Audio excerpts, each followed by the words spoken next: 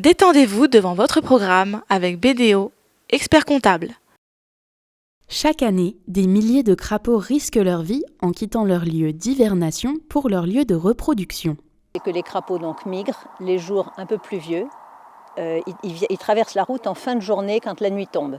Or en février-mars, quand la nuit tombe, c'est aussi le moment où les usines sortent, où les gens sont sur les routes. Et donc ils ont à traverser ici cette départementale qui est très passante, avec des camions, des voitures, les nuits et les nuits où il pleut en particulier.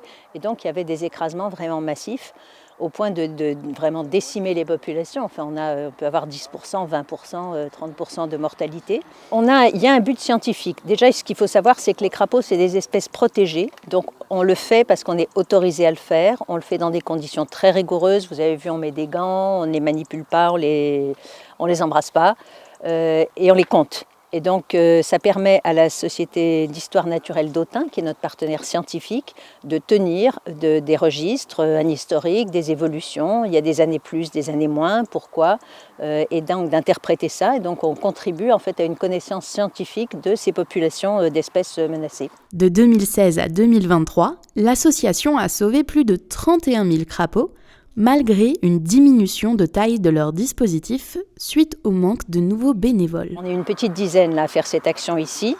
Et ça suppose d'y être tous les matins, qu'il gèle ou qu'il pleuve ou qu'il vente. Ceci est un appel à bénévoles. Les gens qui sont intéressés par la nature, venez nous aider. Retrouvez-nous tous les matins à 8h sur le site de la Maladerie à Saint-Julien-du-Sault et aussi sur Facebook à Amphibien Saint-Julien-du-Sault.